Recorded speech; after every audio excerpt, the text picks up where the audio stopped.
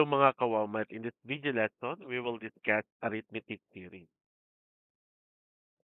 So I want you to read first this situation and I would like you to analyze. So imagine you are stacking cans in pyramid for a store display.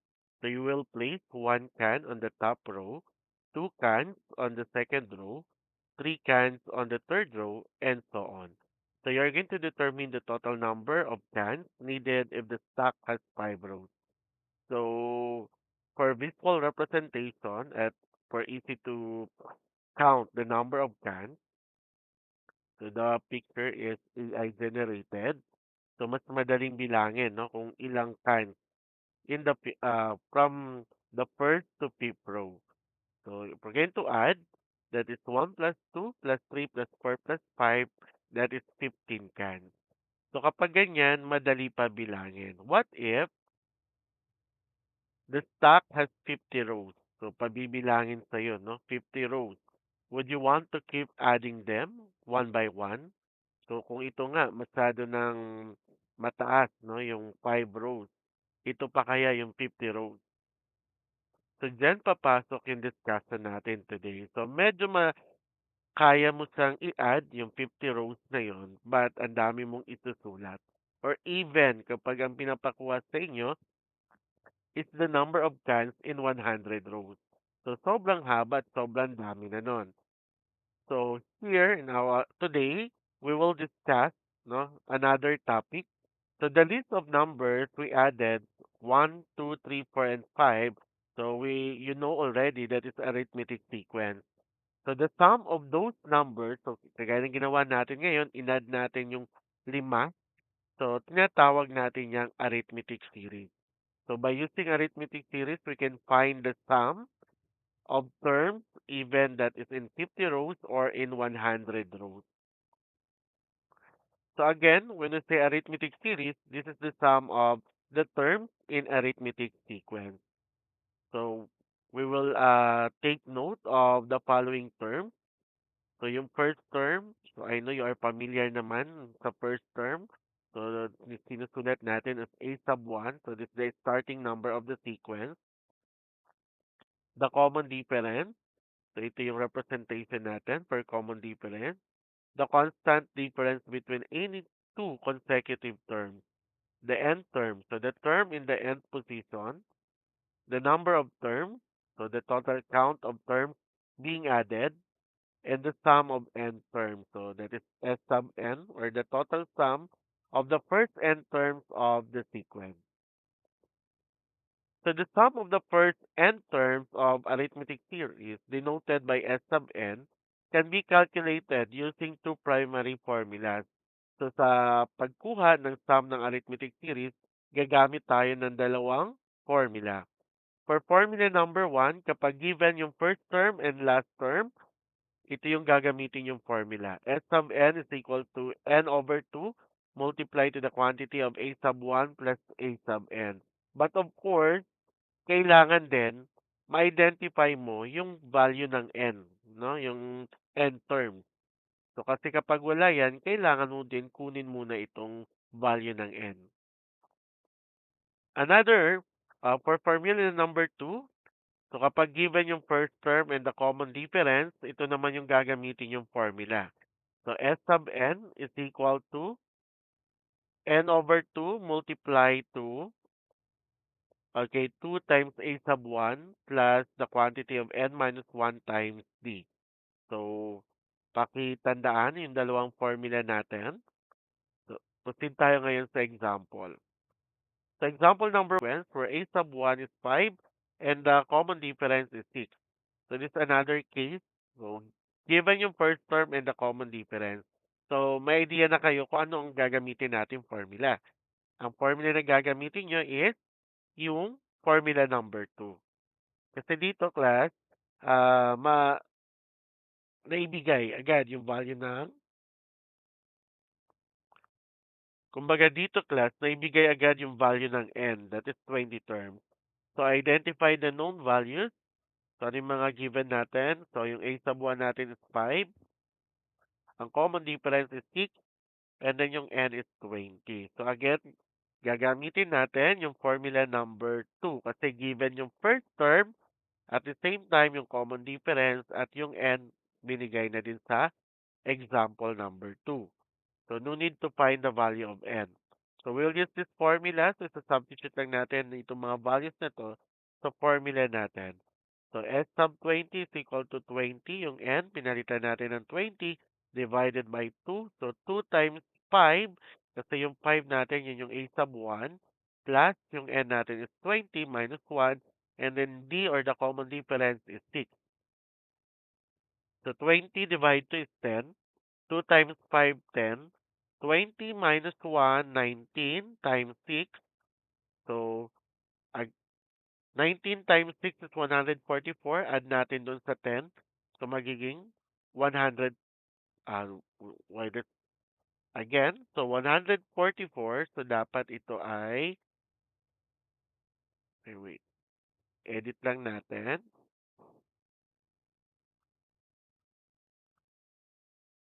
Okay, so dapat yan ay 114.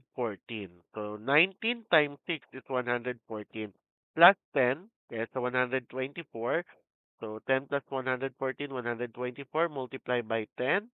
So, the sum of the first 20 terms is 1,240. Next, example number 3. So, find the sum of the arithmetic series defined by a sub n is equal to 5n minus 2. From n is equal to 4 to n is equal to 10. So, paano natin gagawin to? So, first, we will identify the first term and the last term. Kasi, binigay yung pang fourth, no, saka yung pang 10th term. So, kukunin natin ngayon, no, yung n nyo kasi po, mula sa 4 papuntang 10. So, hindi natin alam yung value ng term na yon, which is the first term and the last term. Since binigay yung ito, a sub n is equal to 5n minus 2 na given. So, yan ang gagamitin natin to find the first and last term.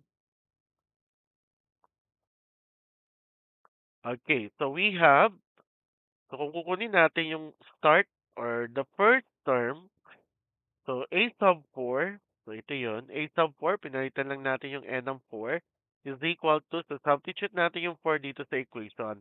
5 times 4 minus 2, so 5 times 4 is 20, minus 2 is 18. So yung starting term natin, the value is 18.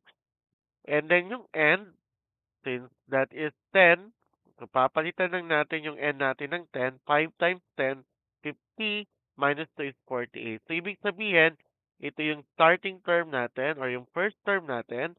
And this will be the last term. Okay, so the starting term is 18 and the end term is 48.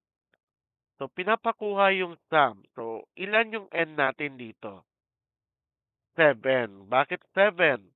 So, simula sa 4, no? Kung bibilangin mo 4, 5, 6, 7, 8, 9, 10. So, yung n natin ay 7.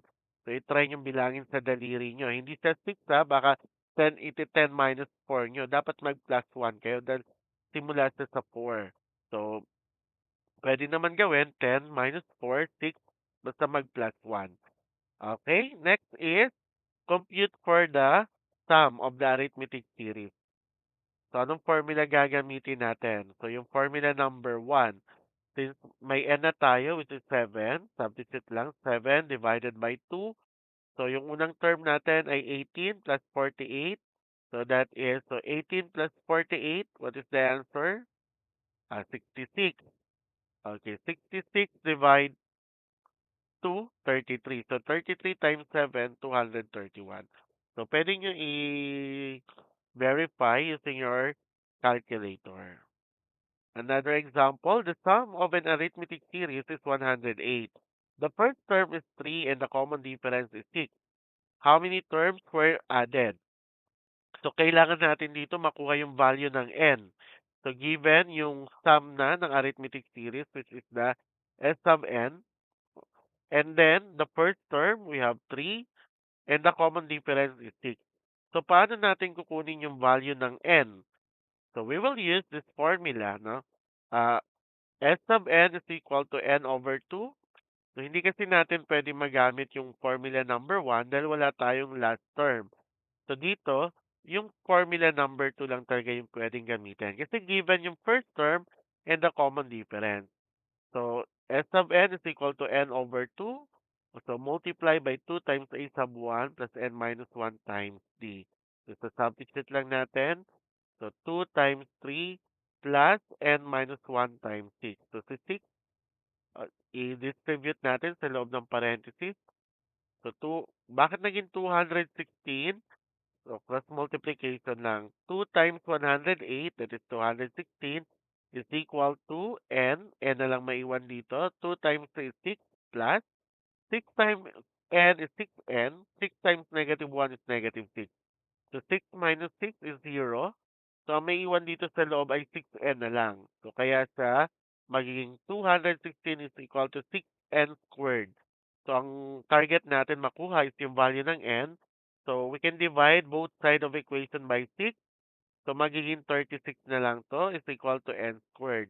So, para makuha yung n, so, i-squared natin both side ng equation. So, the square root of 36 is 6. Okay, so that's the answer. So, yung n natin ay 6. Example number 5, the sum of the first 12 terms of an arithmetic series is 150. So, the first term is 5. Find the common difference. So, dito naman sa example number 5, pinapakuha naman sa atin yung common difference. So, iba-ibang case yung example natin from example 1 to 5 para kapag na-encounter nyo ito, so meron kayong guide how to solve it. So, ano yung mga given natin? We have given yung 12 terms, no? N yun.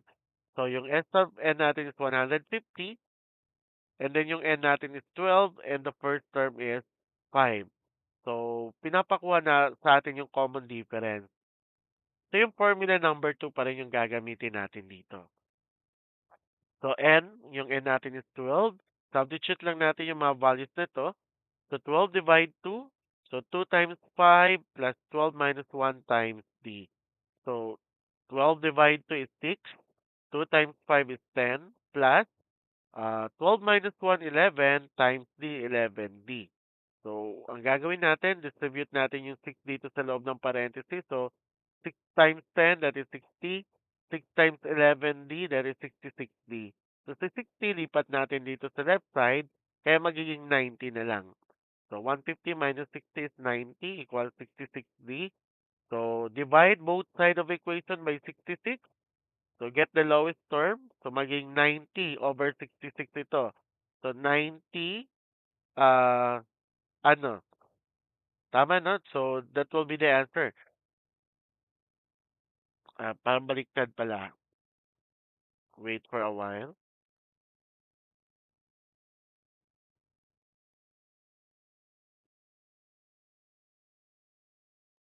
Okay, so nabaliktad natin yung sagot natin, no? So, ang gagawin lang, of course, sabi ko nga kanina, we divide both side of the equation by 66. So, 90 divide 66, tapos kunin yung lowest term kasi 90 divide 6, 15. 66 divide 6 is 11. So, the common difference is 15 over 11. So, saan natin magagamit itong arithmetic series? So, I'll give you two problems. Okay, this is a practical application. So, a Filipino delivery rider is saving on gasoline. So, in the first week, he drives 100 kilometers.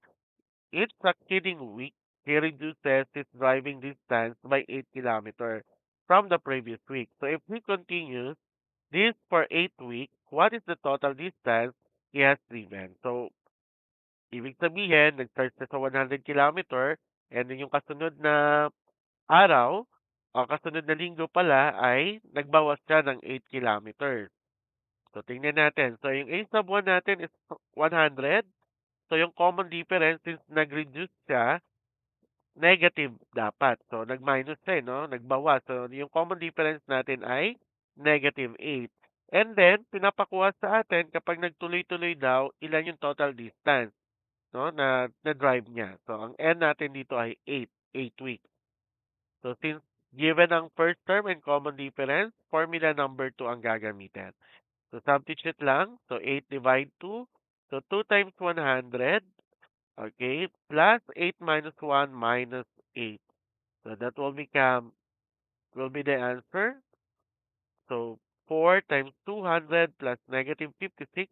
So 200 minus 56 na ito, no? 200 minus 56 is 144 times 4. The answer is 576. So ilan yung total distance? 576 kilometers. Another practical application. So it's about ano naman to, savings. A student starts a savings challenge for a new gadget. So she decides to save 50 pesos on the first day, 55 pesos on the second day, 60 pesos on the third day, and so on. And if she follows this pattern for 30 days, so that is 1 month, no? How much money will she have saved in total? So the A sub 1 is 50. Okay, the common difference is 5 kasi nag-increase, no? Every day ng 5 pesos. And the end term is 30. So, magkano yung naipon niya sa loob ng isang buwan? Since again, given yung first term and common difference, so yung formula number 2 ang gagamitin. So substitute lang, 30 divide 2. So 2 times 50 is 100. 30 minus 1 is 29 times 5 to 145. So add 100 plus 145 to 45 times 15. The answer is 3,675. So yung total amount no na ma-save niya is 3,675 pesos. Okay, practice exercises. So pwede nyo sagutan. Sabayan nyo ako. What is the common difference of the arithmetic sequence 15, 12, 9, 6? Ano yung common difference? A, 3, B, negative 3, C, 4, D, negative 4. So, ano sagot? Yes, the answer is letter B, negative 3. Kasi 12 minus 15, negative 3. Next, which of the following formulas correctly calculates the sum of the first n terms and the arithmetic series? Okay, so ano kayang formula na tama dito? A, S sub n is equal to n multiplied to a sub 1 plus a sub n. B, S sub n is equal to n over 2 multiplied to a sub 1 plus a sub n. C, S sub n is equal to a sub 1 plus a sub n over 2n. Letter D, S sub n is equal to n over 2 multiplied by a sub 1 plus the quantity of n minus 1 times D. So, alin kaya? Alin ang tama dyan? So, the answer is letter B. Correct. This question number 3. Find the sum of the first 8 terms of an arithmetic series where a sub 1 is 2 and a sub 8 is 30. So, ang gagamitin nyo dito is formula number 1. So, A is 128, B 124, C 256, D 64. So, anong sagot? The correct answer is letter A, 128. Next, a runner increases their distance by 50 meters each day. So if they run 500 meters on the first day, how many total meters will they have run after 10 days? Letter A, 7,500 meters. B, 7,250 meters. C, 7,750 meters. And D, 8,000 meters. Okay, so what is the answer?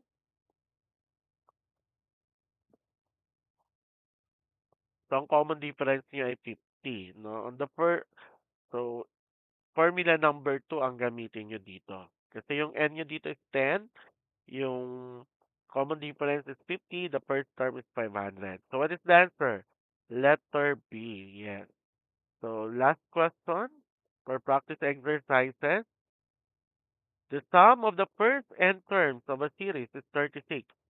So given na yung S sub n, if A sub 1 is 1 and the common difference is 2, how many terms were added? A 5, B 6, C8, D12. So, ilang terms kaya para makuha yung sum na 36? The correct answer is 6. Letter B.